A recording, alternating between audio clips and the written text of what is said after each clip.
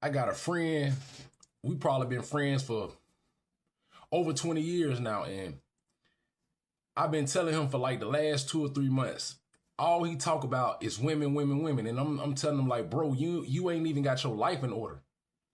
You still struggling and trying to find a job. He just get a job, so I guess because he got a little money coming in, he got kind of beside himself, and all he want to do is chase women even more. You know, it really, his lust has really reached the point of debauchery. And I just checked on him this morning, and he telling me he got robbed for his vehicle. So after he go into the depths of what happened, I'm looking at him like, bro, you got robbed for your vehicle for the same thing I have been warning you about. You too lustful. You know, you bumped into this little girl. She 18, 19.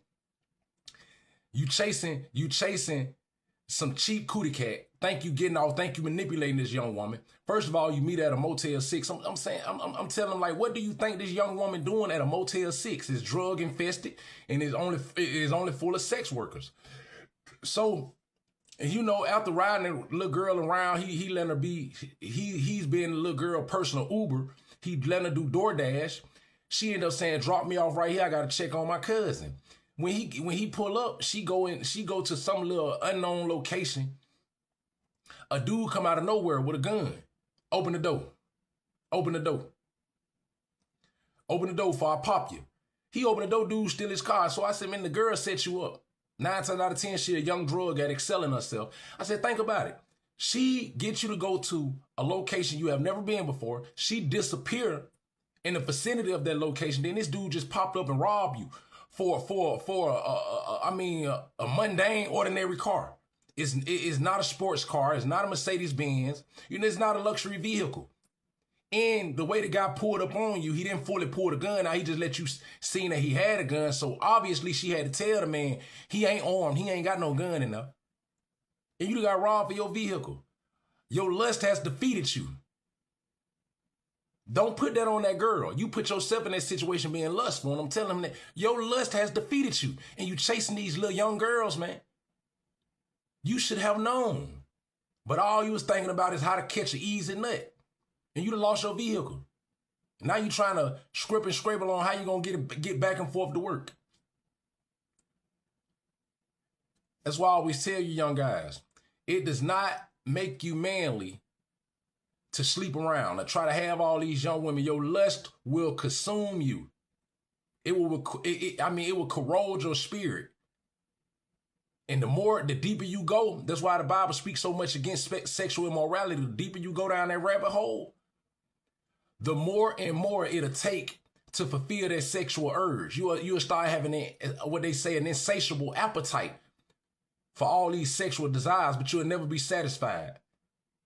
It's kind of like gluttony. You eat, after an hour you hunger again, even if it's just a snack, what you would think is an appetizer. It will consume you. Your lust will defeat you. The Bible tells you your sins will figure you out. Now I'm looking at this guy. Yeah, you done lost your vehicle. Trying to fornicate. Trying to indulge and fulfill your sexual immorality. Listen, man, I'm telling you young guys this. It's a lot of men that have destroyed themselves. Being swept away by their lust. Those ungodly desires we allow to take birth by indulging in it. Look at the coach at Michigan. Man, you just think about this. You got to sit around your wife and churn, and they got to look at you knowing that you just threw away $6 million a year committing adultery. See, most sins emanate from lust, the lust of the eyes, the lust of the flesh, coveting after other people's things, or coveting after things we know that don't align with God's will. I have been warning him.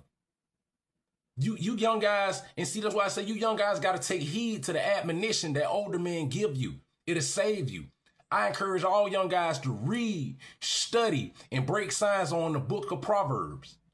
It tells you all the pitfalls of lust. It tells you all the pitfalls and how detrimental it can be chasing after these ungodly women. You looking for easy sex. Your lust will defeat you. Your sins will figure you out.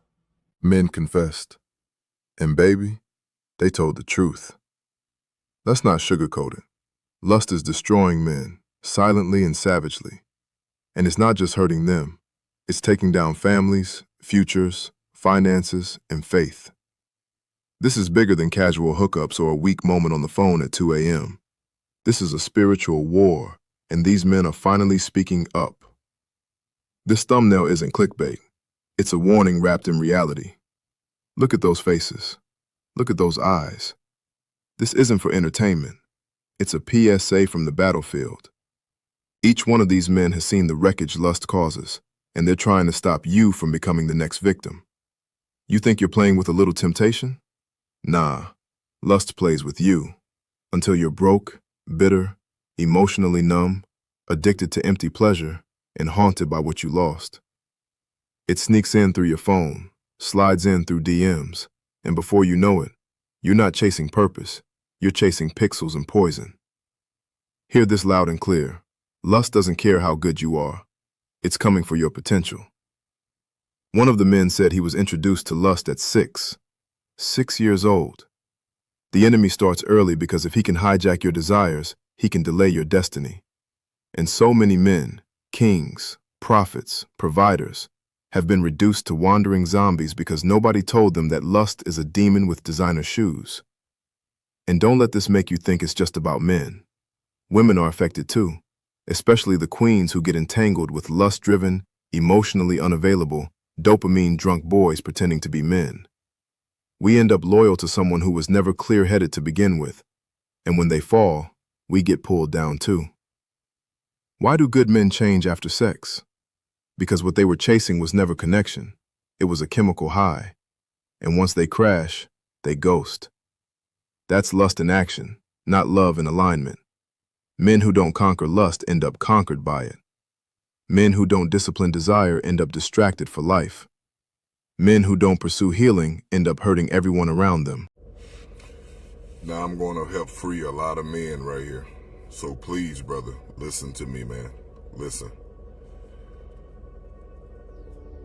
I was introduced to the spirit of lust at 6 years old. Now remind you, I already come from a family of hoish men. I'm just keeping it real. Like, I'm not on here to talk no BS, man. I'm giving y'all the real, man, because that's how you help people life. But I was also introduced to the spirit of lust at 6. There's no way a 6-year-old, should have been licking on no vagina and sucking on no nipples at 6 years old. My cousin was 19. And then getting this little wee-wee play with until it stand up for her and she get off on him. So instead of looking for G.I. Joes and stuff like that, I was looking for where the ass at. You gotta, if you ain't ever went through this type of thing, you don't understand this type of battle. But for the men who have been touched, that have been introduced to things that they shouldn't have been introduced to at an early age, you feel where I'm coming from, brother. That spirit of lust, when it jumps on you, it becomes a normal in a way. Until I got married and I realized that's not a crown to wear, to be able to slay multiple women and be with multiple women. That's not a crown, man. That's really a demonic force that has taken over my life. And then my wife was able to tell me, you got a lust problem. And I was in such denial. I ain't got no lust problem. What are you talking about? What lust? I ain't got no lust problem. But I did. That's why a booty or nothing like that couldn't pass by without me. You know what I'm saying? That was a real lust problem, man. I got in trouble in school, man, for doing things inappropriate because I had this. It was in my mind, the sexual mind. You know what I'm saying? And it's a lot of men out here that have been touched when they was young, but don't know how to talk about it, or never talked about it, or don't understand why they have this problem, why they can't be faithful, why they have this hunger for more and more women, even though they got a good woman. That's a lust demon, brother. I'm explaining something to you. That's the spirit of lust. There's been women out here that has been touched early on, and that's why they've grown up being promiscuous. You know what I'm saying? That's a real demon. That's a real spirit, lust. And it don't just run sexually. It runs from a place of greed, want more and more money, want things that ain't yours. Nothing is good enough. You need more of this and more of that, even knowing you already got plenty. Lust. Lust is the craving for something you don't need but you think you do. Lust. I was introduced to it at 6.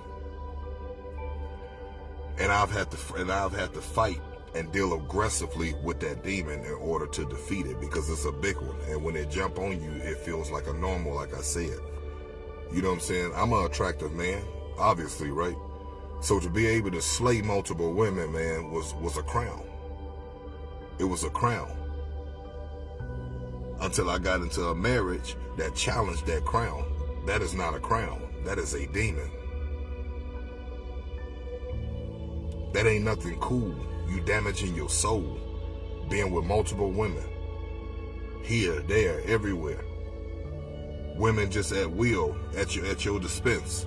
That's not a crown. That's a demon, once again. That's not of God. That's damaging your soul. That's what make it hard for you to focus on the things that you need to focus on in life, because you battling a lust demon. That's really a trauma. Especially if you've been touched early on, man, and you grow up throughout your life living with this normal. It's not normal, brother. It's not normal. Listen to somebody who has walked this walk. See, anybody who hasn't walked this battle right here, they can't tell you about this battle, or they can misjudge this battle and say, no, it ain't that deep. But they never been touched. They never been introduced to things that they shouldn't have been introduced to at an early age. This is a real battle. And it's a lot of men out here that battle with this that don't talk about it, but I'm talking about it today. I ask God that if you battling with the spirit of lust, brother, that he deliver you the way he has delivered me. I thank God for giving you the strength to be satisfied of where you are. Whether you got a girlfriend or a wife, or you a single man waiting to be a husband, ready to be a husband, or you just trying to protect your soul, man. Keep your soul clean from sleeping with all these women. Lust, once again, is a very real thing. And I battled it for many years. And it was on me like in a double way. Because like I said, I come from a family of hoish men. All my life, they've been with a lot of women. I come from a family of players. That's the bloodline. But also coming from a family of players and also being, touched. I'm trying to watch my words so my video won't get deleted by TikTok. But also, being played with like that at 6 years old by my cousin, man. Like I said, a 6-year-old should not be sucking on no nipples, licking on no vagina. He shouldn't be getting this little wee-wee played with until it stand up, then she get off on him. There should no 6-year-old. Do you know where that sends a 6-year-old's mind? Do you know the imaginations that run through a 6-year-old's head? Probably don't if you ain't walked this walk. So I'm sharing this thing with y'all in transparency because I'm really trying to help your life and maybe help you understand some things that you've been confused about, or things that you can't express, some things that you can't open up about. I'm opening up about it with you. So maybe it can help you turn over a new leaf in your understanding of where you are, what you're battling. I thank God for freeing you from that bondage of lust. I thank God for building a fence around your soul, my brother, around your mind. I thank God for removing that trauma of you being tampered with as a child, when your imagination shouldn't have even never been there. You should have never even been introduced to what you was introduced to. But you can't take that back. You were. But it don't have to stay like that. You can do better from here on out. I always tell people you got to recognize your spirit for you can know what you're praying against first. And if this is something that you battle, being with multiple women, it's just easy for you to just get women, or it ain't hard. You know what I'm saying? You don't walk away from women. Just whatever it may be, man, heavily involved in women. That's the spirit of lust. It ain't no sugarcoating to it. It ain't no other avenue to it. That's lust. That's just what it is. Lust. It's lust. That's what that demon is called. Lust. And lust may be the whole tree, but there's many branches that run off of that tree. There's sexual lust. There's monetarily lust. Greed. It's a lot of things that come with that spirit of lust. I really hope this video help you, because that's all I'm here to do, is help strengthen my brothers and under God show them a sunshine of day through some of the darkness that they walking through. Amen.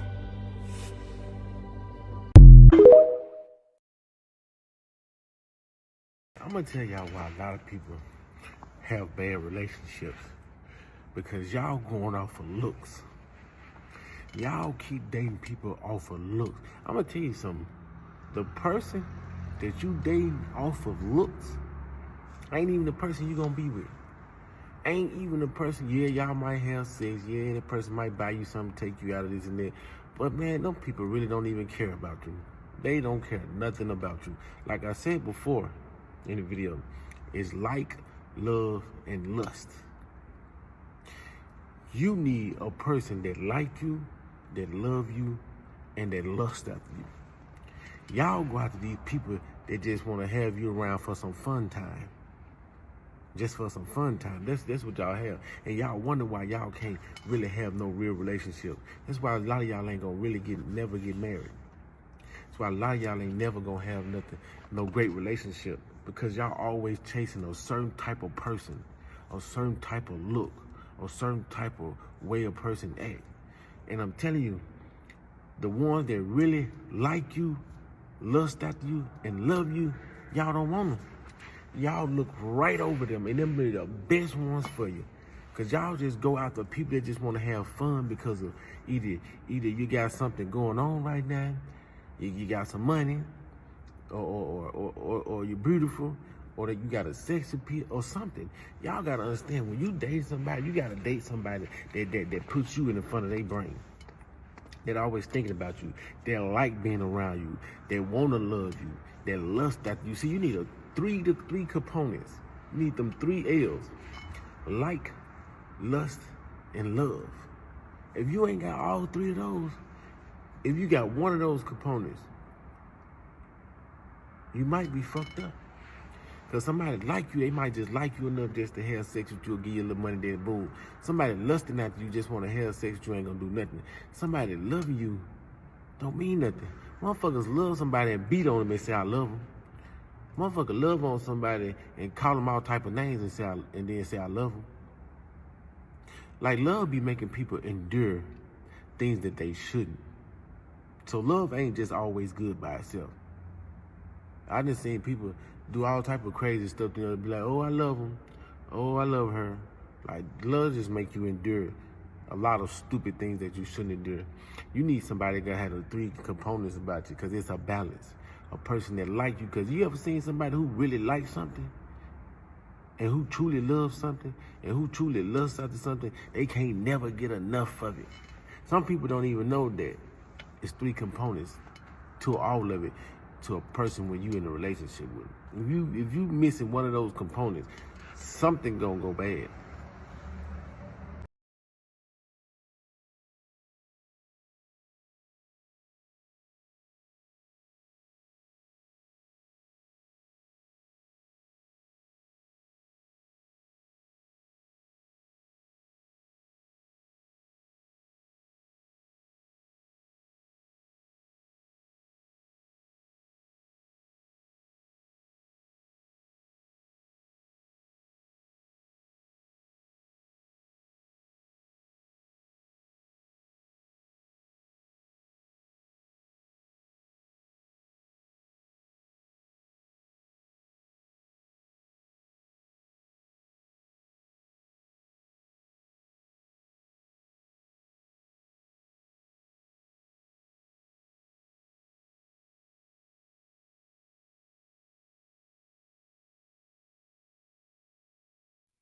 Yo, if you were giving into lust and you watch this video, Jesus will still love you. Nothing's gonna happen. He's not immediately gonna strike you down, stuff like that. That's the stuff that people say just to fear Mom real. But let me keep it real with you though. Lust will destroy you. And I mean that, and I mean it that way. Like it will genuinely destroy how you perceive people. It can destroy your relationships.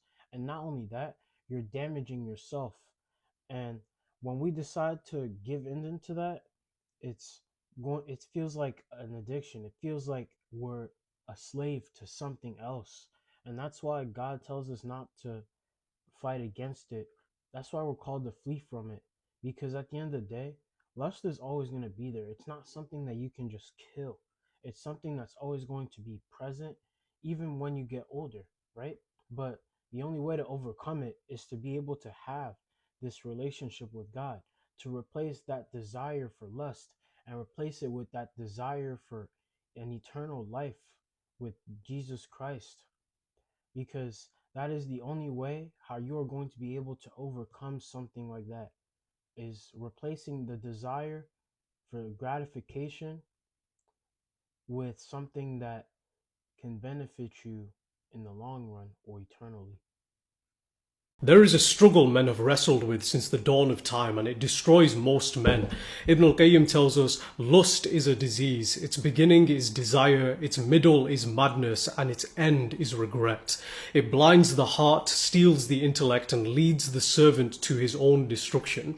I'll start by saying this. Lust will never go away. Me and everyone will face it, and every one of us will struggle with it. You must learn how to tame it. You need to create systems to tame and control it. It stems from idleness and having no focus or purpose, and that's what you need. Purpose, because it affects men and women. But if you're out here chasing women who don't want you, scrolling for hours, losing days to something that lasts seconds, by the time you're done, you are going to hate yourself. And the sad part is you will never master life, success, or anything that you pursue until you learn to master yourself, or you will always be a slave to it. A man who cannot govern his own appetite will one day bow to someone who can. So here's the solution.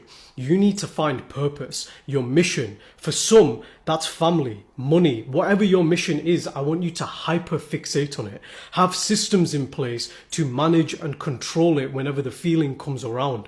Everything else becomes a distraction.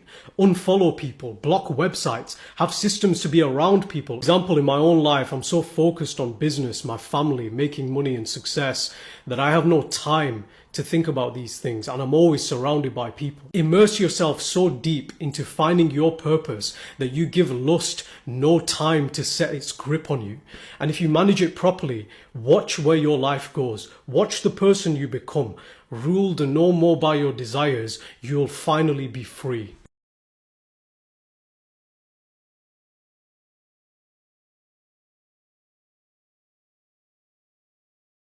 Man, look at the head coach of Michigan. Well, former head coach of Michigan. This brother was making $7 million a year. Guess what? He basically started from the bottom, worked all the way up to become a head coach. 15 years, hard work and blood and sweat. And he lost it instantly over what? Basically, lust. Listen up, man. If you do not learn how to control that lust and destroy it, it will destroy you.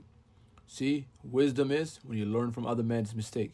You need to study the past and all the history that happened of all the men who suffered and lost their empires because of lust.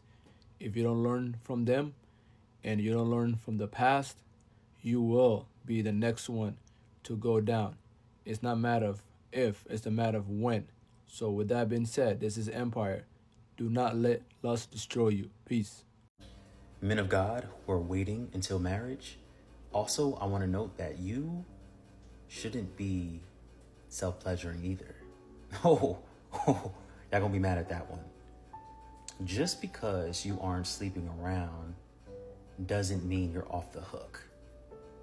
Sexual immorality is perversion as well. Masturbation is perversion of God's design.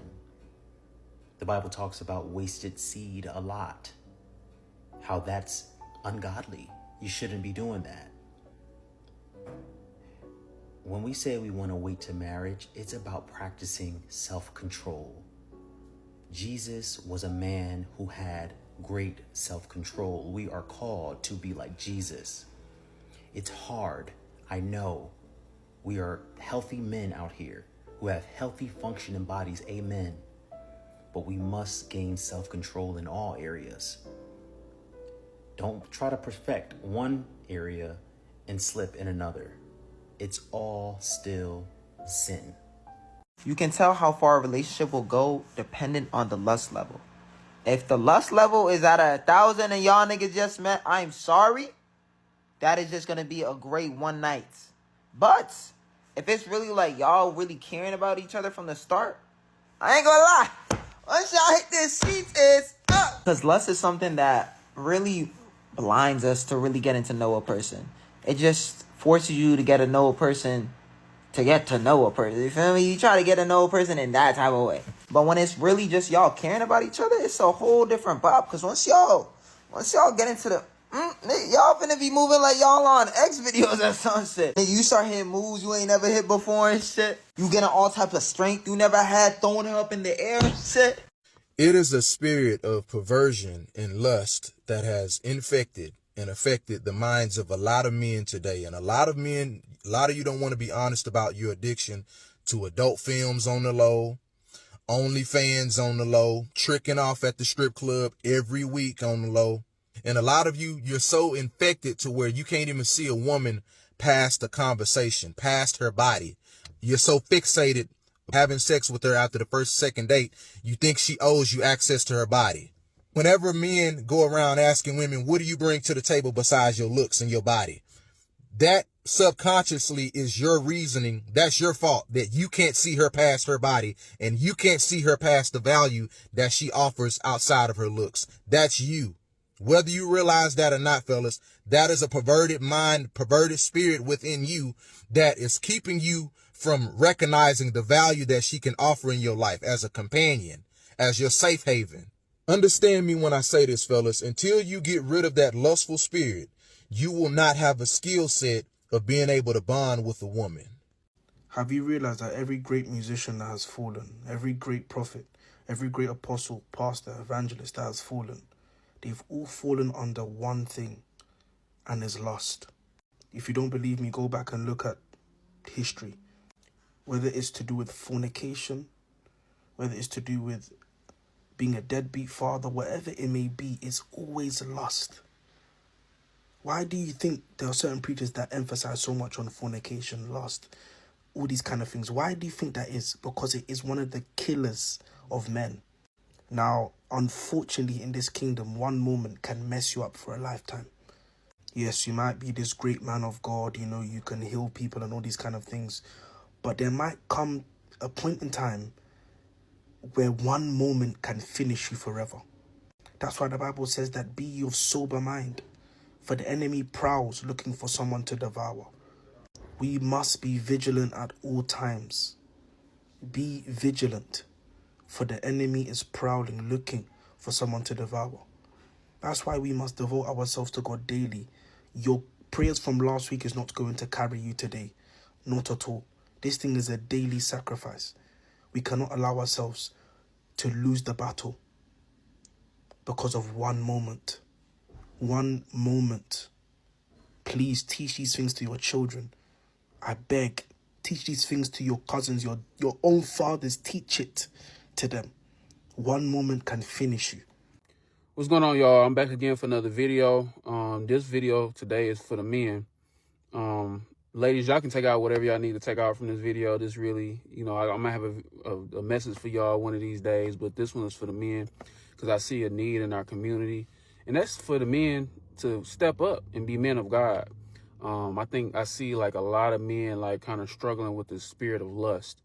Many people got this concept of lust just with men wanting to be with other women. But lust is way more than that. If you really know, you know. Lust is more so also about like your career. You can lust over your career. You can lust over food. You can lust over like your possessions. You can lust after money and all these different things. And I see like a lot of men not kind of understanding how lust kind of drives our decision making in our lives. Me too. Like I battled with lust even before I even got in my marriage. Like it was a big thing in my life, and it took me kind of developing my relationship with God and really kind of understanding what is taking control of me. And I think a lot of times men don't know what is taking control over their lives. Many people or many men don't know what type of agreements they have made with the enemy as far as like having control over their mind, having control over their flesh. And I think like a lot of men just really struggle with that. But I'm encouraging y'all today, like men, it's time for us to really seek out God in this season, in this time. That's the only how we're going to battle with the spirit of lust. Many people or many men have different types of battles with lust. It don't even have to necessarily be with women. It don't have to necessarily be with money or your career or possessions and things like that. It doesn't have to just be that. But some men struggle with all of them, you know? So I just want to encourage y'all today to really seek out God in this season to help you out with the battling with lust. But also, like, I really want to encourage men to, console in every man. The Bible talks about iron sharpens iron. And I think like a lot of people, especially in the black community, men, we don't like to talk about our feelings. We don't like to be real sometimes because the truth hurts. I tell you firsthand, like I went through some experiences, even my, marriage with my wife, where I didn't want to tell the truth all the time because the truth is hard, man. I'm just being honest with you. Especially when you really battling with something that you don't really know about. Like sometimes keeping it real feels like your whole life is just coming down on you and you don't really know what to do. But I know it's a lot of men that's out there that might not even be like super like spiritual or be in a great relationship with the Lord to know what, battle what they're dealing with. But I just want to encourage y'all, even despite whatever y'all are in y'all walk, it's important for us men to come together and commune with each other so we can help strengthen each other, help each other fight their battles, because you don't have to do it on your own. And in fact, that the Bible calls us not to do on our own. So I think that we have to include God, number one, but we also need to console and, the men and people that we trust in our lives to really kind of help us get from those different spirits that try to attach to us. Especially the women is looking for more men to step up in the community, step up in their household, to be the men of God, because men, we are the leaders in our households. If we're not right, then our relationship's not going to be right. Our kids not going to be right. So we have to be intentional with everything that we do going forward to really kind of help our community be a better place.